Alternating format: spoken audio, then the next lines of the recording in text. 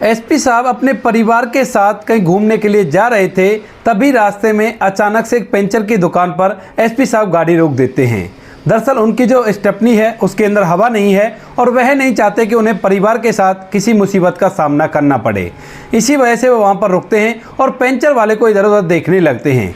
तभी अचानक से जैसे ही उसकी नज़र उस पंचर वाले पर पड़ती है तो एकदम से पूरी तरह से वो भावुक हो जाते हैं और एकदम से भागकर जाकर उसके गले लग जाते हैं। इधर पंचर वाला भी एसपी साहब को देखकर अपनी आंखों में आंसू ले आया था और यह सब कुछ देखकर एसपी साहब का परिवार पूरी तरह से हैरान हो जाता है। और वहां पर कुछ और लोग बैठे हुए थे जिनकी सवारियां पंचर खड़ी हुई थी, वह भी सब चीज़ को देखकर पूरी तरह से हैरान हो गए थे। कौन थे एसपी साहब और किस वजह से इस पंचर वाले के गले लग रहे थे, पूरी सच्चाई के बारे में जानने के लिए वीडियो को अंत तक जरूर देखें। गुजरात के अहमदाबाद में एक सरकारी कॉलेज होता है, जिस सरकारी कॉलेज के अंदर एक योगेश नाम का लड़का पढ़ा करता है। योगेश जो कि अहमदाबाद के पास ही के गांव का रहने वाला है और अहमदाबाद से उस गांव की दूरी लगभग 10 किलोमीटर है। वहां से वो रोज आया करता और इस सरकारी कॉलेज में अपनी ग्रेजुएशन की पढ़ाई कर रहा था। उसके घर में उसकी माँ है और माँ ने मेहनत मजदूरी करके बच्चे को पाल पोस कर पढ़ाया लिखाया है और उसका सपना है कि बेटा बहुत ज़्यादा तरक्की करे और अपनी ज़िंदगी में कभी भी इतना परेशान ना हो जितनी कि वो परेशान हुई है। दरअसल योगेश के पिता की मौत काफ़ी दिन पहले हो चुकी थी। उसके बाद से उसकी माँ ने ही उसकी देखभाल की है और उन लोगों के पास कोई भी बैकअप नहीं था, यानी कि एक छोटा सा मकान था जिसके अंदर माँ बेटे रहा करते थे और इसके अलावा कोई भी ज़मीन जायदाद उनके पास नहीं थी। पिता मजदूरी किया करते थे और पिता के जाने के बाद माँ भी मेहनत मजदूरी करके अपने बच्चे का पेट भरने लगी थी। योगेश ने अपनी 12वीं की पढ़ाई तो कर ली थी, लेकिन उसके बाद उसे ग्रेजुएशन करनी थी और ग्रेजुएशन के लिए वह वहाँ के सरकारी कॉलेज में एडमिशन ले लेता है। योगेश रोज सुबह सुबह अपने घर से तैयार होकर कॉलेज के लिए आया करता और छुट्टी होने के समय में वहां से वापस लौट जाया करता। उसका सब कुछ अच्छी तरह से चल रहा था, कोई भी कैसी भी दिक्कत नहीं थी। और तभी अचानक से एक दिन जब योगेश कॉलेज जा रहा था तो रास्ते में एक फर्नीचर की दुकान पड़ती है। उस फर्नीचर की दुकान को एक शहीद नाम का व्यक्ति चलाया करता था। शहीद जो कि एक मुस्लिम व्यक्ति था और वह वहां पर फर्नीचर बना बना कर बेचा करता था। अब जैसे एक दिन जो योगेश होता है वह अपने कॉलेज जा रहा था, उसी दौरान उस दुकान से कुछ फर्नीचर लोड करना था, लेकिन वहां पर कोई वर्कर नहीं थे। शहीद अकेला ही उस फर्नीचर को उठाने की कोशिश कर रहा था, लेकिन योगेश जैसे ही देखता है कि अकेला इसे उठाने की कोशिश कर रहा है तो उसके बाद वह भी सहारा लगाता है और सहारा लगाकर उस फर्नीचर को लोड करा देता है। जब शहीद ये देखता है कि इसने अपने आप ही आकर मेरी मदद करती है तो उसके बाद दोनों के बीच एक अजीब सा रिश्ता बन जाता है दोस्ती का। और जब भी कभी योगेश वहाँ से निकला करता तो शहीद उसे बुलाकर अपने पास बैठा लिया करता। दोनों में बातचीत होने लगती है और बातचीत के दौरान योगेश को पता चलता है कि शहीद के पास अच्छा खासा रुपया पैसा है और उसके पिता घर के अंदर रहा करते हैं और उन्हीं का ये बिजनेस है जिसको वो चलाया करता है। उसके 3 बड़े भाई हैं, तीनों की शादी हो चुकी है और शादी होने के बाद वो अलग रहा करते हैं। इधर शहीद की भी शादी हो गई है और उसकी एक बच्ची है और एक बेटा है। उनका जीवन अच्छी तरह से व्यतीत हो रहा था, लेकिन वहीं पर जब शहीद को पता चलता है योगेश की कंडीशंस के बारे में कि उसकी माँ अकेली मेहनत मजदूरी करके उसको पढ़ा लिखा रही है और उसका सपना है कि बेटा पढ़ लिख कर एक बड़े मुकाम को हासिल करे ताकि उसकी ज़िंदगी और भी ज़्यादा अच्छी हो सके, तो उसके बाद शहीद को ये बात बड़ी बुरी लगती है और वह उससे कह देता है कि भाई योगेश, अगर तुम्हें किसी भी चीज़ की कभी भी कोई ज़रूरत हो तो तुम बेहिचक होकर मुझे बता सकते हो, क्योंकि मैं तुम्हारा दोस्त हूँ। इसके बाद धीरे धीरे समय बीतता और समय के साथ साथ 3 साल कब निकल जाते हैं योगेश और शहीद किसी को भी पता नहीं चलता है। आते जाते समय जो योगेश होता है वह शहीद के पास बैठा करता, उससे बातें किया करता और उन दोनों की मित्रता काफ़ी ज़्यादा गहरी हो गई थी, जिसके बारे में वो लोग भी अंदाज़ा नहीं लगा सकते थे। जैसे उसकी ग्रेजुएशन कंप्लीट हो जाती है तो उसके बाद जो योगेश होता है वो घर पर रहकर अपनी पढ़ाई लिखाई करने लगता है और धीरे धीरे 1 साल बीत जाता है। इस 1 साल के दौरान वह बहुत ही कम शहीद के पास जा पाता है, क्योंकि यहाँ पर फिलहाल उसे घर पर पढ़ाई करनी पड़ती। जब भी कभी को बाजार का काम हुआ करता तो ही वह शहीद से मिलने के लिए आया करता। शहीद उसे पूछता है कि क्या चल रहा है, तो वह उसे अपनी पूरी कंडीशन बता देता है कि भाई फिलहाल तो मैं गवर्नमेंट जॉब की तैयारी कर रहा हूँ, अगर मैंने अच्छे से तैयारी कर ली तो उसके बाद मैं एक बड़े मुकाम को हासिल कर लूँगा और जीवन को अच्छी तरह से व्यतीत करूँगा। शहीद भी उसे खूब सारा मोटिवेट करता और कहता है कि हाँ भाई, तू जरूर से एक बड़ा अधिकारी बनेगा, क्योंकि तेरे अंदर पढ़ने लिखने की ललक है। इसी तरह से एक साल और बीत जाता है, लेकिन ग्रेजुएशन के एक साल बाद भी उसके रिजल्ट में बिल्कुल भी नंबर नहीं आते हैं और उसे लगता है कि ये पढ़ाई लिखाई मुझसे ऐसे नहीं हो पाएगी। वह सोचने लगता है कि मुझे अगर इस टेस्ट को क्लियर करना है तो उसके लिए मुझे कोचिंग लेनी पड़ेगी और कोचिंग लेने के लिए कुछ पैसे का खर्च आएगा। यही बात सोचकर वह काफी ज्यादा उदास होता है और जैसे अपनी माँ की तरफ देखता है तो यह ख्याल अपने दिमाग से निकाल देता है कि वह बाहर जाकर कोचिंग करेगा। लेकिन दिमाग के अंदर यह बात बार बार घूम रही थी और इसी दौरान जब वो इस बार अपने दोस्त शहीद के पास जाता है तो वहां पर जाकर उससे बात करने लगता है। लेकिन जब शहीद योगेश का उतरा हुआ चेहरा देखता है तो वह समझ जाता है कि कहीं ना कहीं इसको कोई परेशानी है और इसी वजह से जो शहीद होता है उससे पूछने लगता है कि भाई क्या तुम्हें कोई परेशानी है, जो तुम्हारे चेहरे पर मायूसी साफ साफ दिखाई दे रही है। अब पहले तो योगेश इन बातों को छुपाने की कोशिश करता है, लेकिन जब शहीद उसे बार बार पूछता है तो उसके बाद मजबूरन उसे बताना पड़ता है कि मैं यहाँ पर रहकर पढ़ाई तो कर रहा हूँ, लेकिन मुझे लगता नहीं है कि मैं यहाँ से अपनी पढ़ाई को कंप्लीट कर पाऊंगा और इस टेस्ट को क्लियर कर पाऊंगा। अगर मुझे ये टेस्ट क्लियर करना है तो मुझे बाहर कोचिंग के लिए जाना होगा। इसके बाद शहीद कहने लगता है कि ये तो बड़ी अच्छी बात है ना, तो तुम जाओ कोचिंग के लिए, तुम्हें कौन रोक रहा है भला।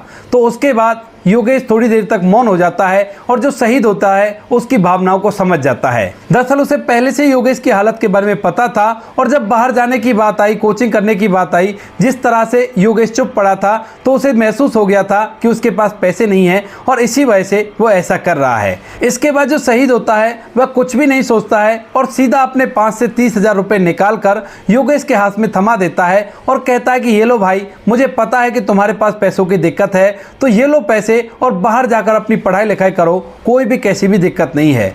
जब योगेश अपने हाथ में 30 हजार रुपये देखता है तो पहले तो वो शहीद से मना करता है, लेकिन शहीद कह देता है कि कोई बात नहीं भाई, जब तुम बड़े अधिकारी बन जाओ तो उसके बाद इन पैसों को लौटा देना। इस बात को सुनकर योगेश कहने लगता है कि नहीं यार, मैं इन पैसों को नहीं रख सकता, कल कला को अगर मैं बड़ा अधिकारी नहीं बना तो फिर मैं इतने सारे पैसे कहां से लौटाऊंगा। शहीद कहता है कि अगर नहीं बनते हो तो कोई जरूरत नहीं, मैं पैसे तुमसे मांग कहां रहा हूं, तुम इन पैसों को ले जाओ और अपनी पढ़ाई लिखाई को करो और तुम्हें मुझे जल्द से एक बड़ा अधिकारी बनकर दिखाना है। यह बात सुनकर योगेश ना चाहते हुए उन पैसों को रख लेता है और उसके बाद वहां से अपने दोस्त से विदा लेकर अपने घर चला जाता है।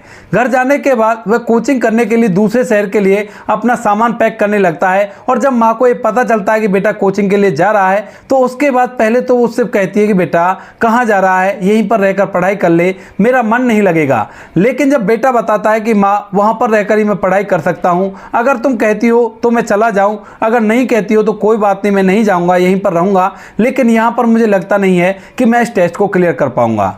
अब जब माँ सुनती है कि बेटा टेस्ट को क्लियर करने के लिए ये सब कुछ कर रहा है तो वह भी उससे हामी भर लेती है और कहती है कि ठीक है बेटा, तू चला जा बेशक से, कोई भी दिक्कत नहीं है। माँ अपने बेटे को आंखों में आंसू लेकर विदा करती है और योगेश भी अपना पूरा सामान पैक करके वहां से निकल जाता है।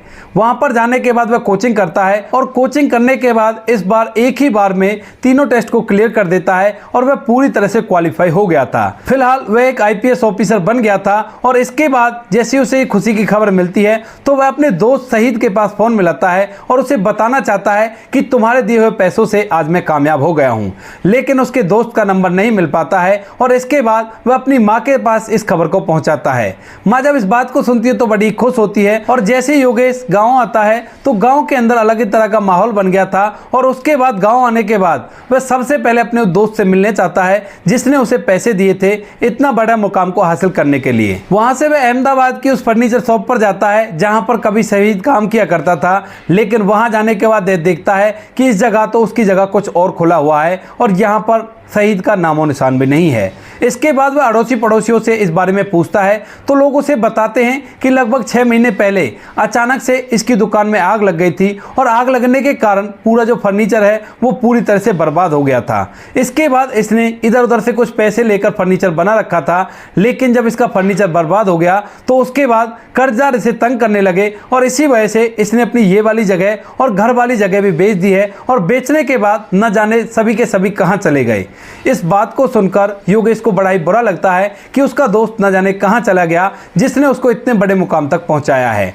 इसके बाद योगेश उसके घर का एड्रेस लेता है और वहां जाकर अड़ोसी पड़ोसियों से पूछताछ करने लगता है, लेकिन वहां के अड़ोसी पड़ोसियों को भी उन लोगों के बारे में कुछ भी नहीं पता होता है और वह भी उसे मनाही कर देते हैं।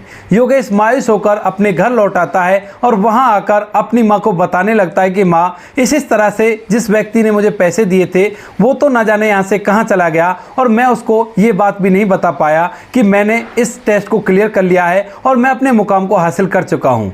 इस बात को सुनकर माँ भी बड़ी मायूस होती है, लेकिन फिर वो कहती है कि बेटा, जो कुछ भी होता है उसमें ऊपर वाले का बहुत बड़ा हाथ होता है, तो जो कुछ भी तुम्हारे साथ हुआ है वो ऊपर वाले की करनी है, तू इस पर सवाल मत उठा, बस इसके साथ चलता रहे, जैसा वो चाहता है वैसा होकर रहेगा। इसके बाद जो योगेश होता है वह भी अपनी माँ की बात को सुनता है और उसके बाद वहाँ से ट्रेनिंग के लिए चला जाता है। योगेश वहाँ से ट्रेनिंग के लिए चला गया था और अपनी ट्रेनिंग को करने के बाद उसकी पोस्टिंग एक जगह पर हो जाती है, लेकिन जितने दिनों वो ट्रेनिंग में था और जब भी कभी कोई उससे कहा करता कि तूने बहुत अच्छा किया है, बहुत अच्छी रैंक हासिल की है, तू मेहनती आदमी है, तो उसके बाद तुरंत उसे शहीद की याद आ जाया करती और वो बातें याद आया करती जब वो कहा करता था कि तू चिंता मत कर, मैं हूँ ना, मैं सबको संभाल लूँगा। इन बातों को सोच सोचकर वह शहीद को याद करता रहता है और पोस्टिंग के बाद अचानक से वह शहीद को ढूंढने लगता है। अपनी पुलिस पावर का प्रयोग करके वह उसे ढूंढता है, लेकिन कैसे भी करके वह उसे नहीं ढूंढ पाता है। कहीं से भी उसे कोई पॉजिटिव रिजल्ट नहीं मिलता है। सभी लोग उससे मना कर देते हैं कि यहाँ पर ऐसा कोई व्यक्ति नहीं है और हमने कभी भी शहीद को नहीं देखा है। इसके बाद जो योगेश होता है वह अपने काम में व्यस्त हो जाता है और काम में व्यस्त होने के बावजूद भी वह बार बार शहीद को याद किया करता है। योगेश जब नौकरी लग जाता है तो उसके बाद उसके लिए अच्छे अच्छे घरों के रिश्ते आने लगते हैं और एक लड़की से योगेश शादी भी कर लेता है, क्योंकि उसकी उम्र भी हो गई थी और साथ में वह अच्छा खासा कमाया करता था। लेकिन शादी के टाइम पर भी उसे अपना दोस्त शहीद बार बार याद आया करता है, क्योंकि जो कुछ भी कामयाबी उसके पास है वो अपने दोस्त की ही वजह से है, लेकिन वो करे भी तो क्या करे, क्योंकि वो कहीं पर मिल ही नहीं रहा है। इसके बाद सब कुछ ऐसे ही नॉर्मल बीतने लगता है और धीरे धीरे अब इस बात को, यानी कि योगेश और शहीद को मिले हुए लगभग 10 साल बीत जाते हैं। बीते 10 सालों में जो योगेश होता है उसको एक बच्चा भी है और उस बच्चे को पाकर वो दोनों पति पत्नी बड़े ही खुश हैं। योगेश की जो माँ होती है वह अपने पोते को दिन भर खिलाया पिलाया करती है और अच्छे से उनका समय बीत रहा था। एक दिन ऐसे ही जो योगेश की पत्नी होती है वह अपनी माँ से कहने लगती है कि माँ जी, देखो ना, आपके बेटे को इतना पैसा कमाया करते हैं, अच्छी खासी सैलरी है, लेकिन फिर भी हमें कहीं घूमने के लिए नहीं ले जाया करते। दरअसल जो योगेश की पत्नी थी उसे घूमना बड़ा ही अच्छा लगा करता था और इसी वजह से वह अपनी माँ से इसके लिए शिकायत लगा रही है। और जैसे उसकी सास इस बात को सुनती है तो वह समझ जाती है कि बहू का घूमने का मन है। तो जैसे ही शाम के समय योगेश अपनी ड्यूटी से वापस आता है तो उसके बाद वह उससे कहने लगती है कि बेटा, मेरे ख्याल से अब तुम्हें बहू को लेकर घुमाना चाहिए, क्योंकि काफ़ी दिन हो गए हैं तुम्हें अकेले कहीं बाहर जाए तो ये बड़ा अच्छा रहेगा। इसके बाद पहले तो योगेश मना करता है, काम का बहाना लगाता है, लेकिन जब माँ आदेश दे देती है तो उसके बाद योगेश अपनी माँ की बात को मानता है और 2-3 दिन बाद एक प्लान बनाता है कहीं पर घूमने का और उस दिन के लिए अपनी माँ को भी तैयार करता है। माँ पहले तो मना करती है, लेकिन जब योगेश जिद करता है और कहता है कि माँ, मैंने तुम्हारी बात मानी है ना, तो तुम्हें भी मेरी बात माननी होगी, तो इसके बाद माँ भी उसकी बात को मान जाती है और पूरा परिवार अपनी पर्सनल गाड़ी में बैठकर वहां से घूमने के लिए निकल जाता है। वह लोग रास्ते में जा रहे थे, लेकिन तभी अचानक से रास्ते में उसे एक पंचर की दुकान दिखाई देती है, जिस पंचर की दुकान को देखकर योगेश को ज्ञात होता है कि उसकी जो गाड़ी है उसकी स्टेपनी में हवा नहीं है, तो क्यों ना यहां से वो उसे दुरुस्त करा ले। फैमिली के साथ घूमने के लिए जा रहा है, अगर रास्ते में कोई ऐसी वैसी दिक्कत हो गई तो बहुत ही गलत हो जाएगा। यही सोचकर योगेश अपनी गाड़ी को वहां पर लगा देता है जहां पर वो पंचर की दुकान थी और गाड़ी से उतरकर पंचर वाले को इधर उधर ढूंढने लगता है।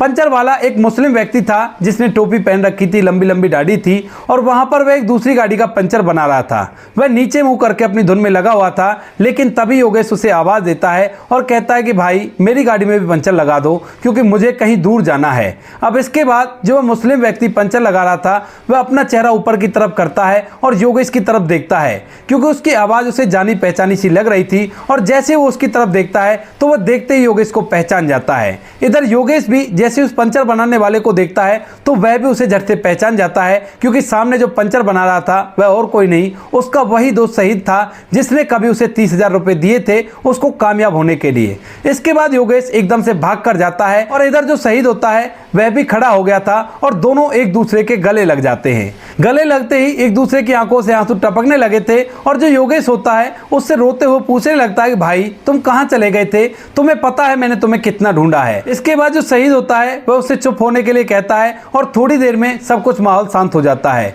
इधर पत्नी और माँ दोनों इस बात को देखकर हैरान है कि इसको ऐसा क्या हो गया जो एक मुस्लिम व्यक्ति जो पंचर लगाया करता है उसके गले मिल रहा है, उसके कपड़े भी गंदे हैं लेकिन फिर भी वह उसके गले लग रहा है। यहाँ पर उस दुकान पर कुछ और लोकल व्यक्ति भी बैठे हुए थे जो जैसे ये सब चीज देखते हैं तो एकदम से वो भी हैरान हो जाते हैं कि इस व्यक्ति को आखिर ऐसा क्या हुआ जो इस पंचर वाले के गले लग रहा है। उसके बाद योगेश और शहीद एक दूसरे से अलग होते हैं और अलग होने के बाद जो शहीद होता है उससे पूछता है कि तुम्हें बड़े दिन में देखा है, सुनाओ कैसा हालचाल है, क्या तुम कामयाब हो गए या नहीं हुए। तो जो योगेश होता है वह अपनी पूरी बात उसे बताता है और कहता है कि मेरी माँ भी आई है और मेरी पत्नी भी है। शहीद जैसे इस बात को सुनता है तो उसके बाद वह उन्हें अपने घर के अंदर बुलाने लगता है।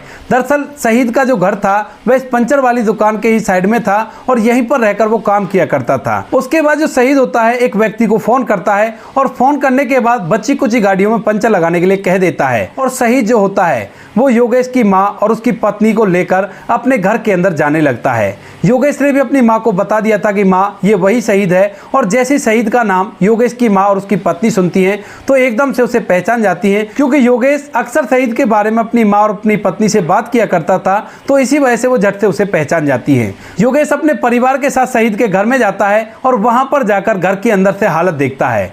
घर की हालत काफी ज्यादा खराब थी। उसके घर में उसका बुजुर्ग पिता था और उसके बच्चे भी घर पर ही रहा करते थे। देखने से बिल्कुल भी नहीं लग रहा था कि यह कहीं पढ़ने के लिए जाया करते होंगे। इस बात को देखकर योगेश मन ही मन बहुत कुछ सोचने लगता है और इसके बाद वो अपने दोस्त शहीद से पूछने लगता है कि भाई तुम ये बताओ कि तुम यहाँ पर इस तरह से कैसे, क्योंकि तुम्हारा तो अच्छा खासा कारोबार था, तुम चाहते तो दोबारा से भी ऐसा कारोबार कर सकते थे। लेकिन तभी जो शहीद होता है वह अपनी पूरी कहानी बताता है। कहता कि भाई वहां से मेरी दुकान में आग लग गई थी और उसके बाद कर्ज को चुकाने के लिए हमने अपना सब कुछ बेच दिया और बेचने के बाद मैंने अपने भाइयों से भी मदद मांगी थी लेकिन उन लोगों ने मदद देने से साफ साफ इनकार कर दिया था, क्योंकि फिलहाल मेरे पास कुछ भी नहीं था जिससे मैं उनका कर्ज चुका सकूं। और फिर मैं ठानता हूं कि कोई बात नहीं, अपने आप से मेहनत करूंगा और मेहनत करने के बाद दोबारा से उस मुकाम को हासिल करूंगा। यही सोचकर मैं इस शहर में आ जाता हूं और यहाँ पर ये घर भी किराए का है। किराए का घर लेकर यहाँ पर फर्नीचर का काम करने के लिए सोचता हूँ, लेकिन फर्नीचर के काम के लिए कुछ ज्यादा ही पैसे चाहिए थे और इतने पैसे मेरे पास भी नहीं थे। और साथ में पिताजी भी बीमार रहने लगे थे, क्योंकि जब से उस दुकान में आग लगी है उसके बाद से इन्हें बहुत गहरा सदमा लगा है और उसके बाद से ज्यादातर इनकी दवाइयां चलती रहा करती हैं। मैं इस बारे में सोच सोचकर काफी ज्यादा परेशान था और तभी अचानक से मुझे ज्ञात होता है कि थोड़े पैसों से एक पंचर का काम चल जाएगा जिससे मेरे घर का गुजारा तो हो ही जाएगा। यही सोचकर मैं पंचर बनाने का काम करने लगा और यहीं पर अपने समय को व्यतीत कर रहा हूँ। ऐसा कहते हुए शहीद की आंखें एकदम से भर आती है, लेकिन फिर वो इन सभी बातों को किनारे करते हुए कहने लगता है कि खैर छोड़ो इन बातों को, हम भी किन बातों में चले गए, चलो मैं तुम्हारे लिए चाय पानी बनवा देता हूँ। लेकिन जो योगेश होता है वह उससे मना करने लगता है। तभी जो शहीद कहता है कि क्यों भाई, अब मैं गरीब हो गया तो तू मेरे घर का पानी नहीं पिएगा। इसके बाद योगेश कहने लगता है कि नहीं यार, ऐसी बात नहीं है, तू तो इस बात को गलत ही ले रहा है। मैं दरअसल कहीं जाने की जल्दी में हूँ, इसी वजह से मना कर रहा था और ले आ, जो कुछ तुझे लाना है उसको मैं खा पी कर ही जाऊंगा। इसके बाद जो योगेश की पत्नी होती है, जैसा भी उनसे चाय पानी बनता है उनको पिलाते हैं और पीने के बाद जो योगेश होता है वह शहीद से विदा लेकर वहां से चला जाता है। लेकिन इसकी हालत को देखने के बाद और साथ में अपने दोस्त की कंडीशन को देखने के बाद वह बहुत कुछ अपने मन के अंदर सोच चुका था।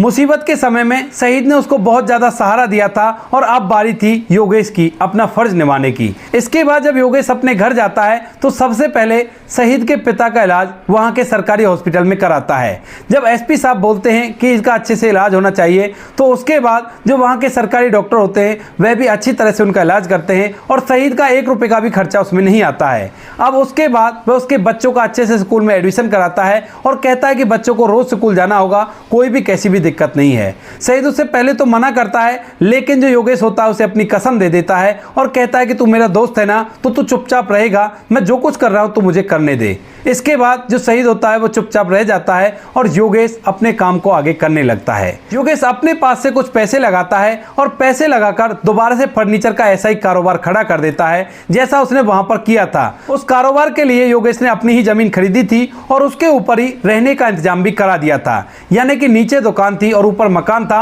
और बहुत बड़ा शोरूम फर्नीचर का उसने उसे खोलकर दे दिया था। जब वह उसे वहां से वहां पर शिफ्ट करता है तो शहीद की आंखों में आंसू आ जाते हैं और वह फूट फूट कर रोने लगता है। योगेश जब इस बात को देखता है तो वह उसे चुप कराने लगता है, कहता है कि भाई क्या हुआ, तुम इस तरह से क्यों रो रहे हो। तो उसके बाद वो कहता है कि भाई देखो, ना तो तुम मेरे भाई हो, केवल मैंने तुम्हें 30,000 रुपये दिए थे तुम्हारे मुसीबत के समय पे, लेकिन उसके बावजूद भी तुमने मेरे साथ इतना किया है जितना मेरे सगे भाई भी नहीं कर सकते। यह बात सुनकर योगेश उसके आंखों को आंसू को पहुंचता है और कहता है कि भाई ये दोस्ती हमारी अलग तरह की है, इसमें किसी भी तरह का द्वेष भाव नहीं है। जब मेरे पर मुसीबत का समय आया तो तुमने मेरा साथ दिया था ना, तो इसी वजह से अब मैं तेरा साथ दे रहा हूं और आराम से अपनी ज़िंदगी को जी। जब तुम्हें जीवन में कभी भी ऐसा लगे कि मुझे मदद की ज़रूरत है तो उस टाइम पर मेरी मदद कर देना। इसके बाद जो शहीद होता है वहाँ से उस दुकान में शिफ्ट हो जाता है और दोबारा से उस फर्नीचर के काम को करने लगता है। अब शहीद बहुत ही अच्छी ज़िंदगी बिताया करता है और जो योगेश होता है वह बार बार उससे मिलने के लिए भी आया करता है और शहीद भी अपने परिवार के साथ योगेश से मिलने के लिए जाया करता है। अब तक भी उन दोनों के घर तक का आना जाना है। तो दोस्तों ये थी आज की कहानी। आपको जैसी भी लगी हो कमेंट सेक्शन में बता देना। वीडियो अगर अच्छी लगे तो वीडियो को लाइक और चैनल को सब्सक्राइब जरूर करें ताकि हमें थोड़ा सा हौसला मिले आप लोगों के लिए ऐसे अच्छे वीडियो बनाने के लिए। इन कहानियों को सुनाने का उद्देश्य किसी को परेशान करना बिल्कुल भी नहीं है। यह कहानी आपको इसलिए सुनाई जाती है ताकि आप लोग इन कहानियों में से कुछ ना कुछ सीख सको और अपने जीवन में उस चीज़ को अप्लाई कर सको। अब बारी आती है हमारे कुछ प्यारे सब्सक्राइबर की जो हमें रेगुलर कमेंट करते हैं और बहुत ज़्यादा मोटिवेट करते हैं। सबसे पहला नाम आता है गंगाचरण जी का। गंगाचरण जी लिखते हैं कि बहुत अच्छी वीडियो है और दिल को छू गई है। तो गंगाचरण जी आपका तहे दिल से धन्यवाद अपना कीमती वक्त निकालकर हमें इस लायक समझने के लिए। दूसरा नाम आता है सिद्धनाथ मौर्य, कैमूर बिहार से। ये हमारी स्टार्टिंग से वीडियो देखते हुए आ रहे हैं। तो सिद्धनाथ मौर्य जी आपका तहे दिल से धन्यवाद अपना कीमती वक्त निकालकर हमें इस लायक समझने के लिए। तीसरा नाम आता है राकेश एमपी से। राकेश जी हमारी हर वीडियो को देखते हैं और ज़्यादातर वीडियो पर अपने कमेंट छोड़ा करते हैं। तो राकेश जी आपका भी तहे दिल से धन्यवाद अपना कीमती वक्त निकालकर हमें इस लायक समझने के लिए। चौथा और आखिरी कमेंट आता है महेश जी का। महेश जी आपका भी तहे दिल से धन्यवाद अपना कीमती वक्त निकालकर हमें इस लायक समझने के लिए। बाकी जो लोग रह गए हैं वो लोग बुरा ना माने, आने वाली किसी वीडियो में उनके भी नाम आ जाएंगे। आप लोग हमें इसी तरह से अच्छे कमेंट भेजकर मोटिवेट करते रहिए। मिलते हैं किसी नेक्स्ट वीडियो में नए टॉपिक के साथ। तब तक के लिए जय हिंद, जय भारत, जय हिंदुस्तान।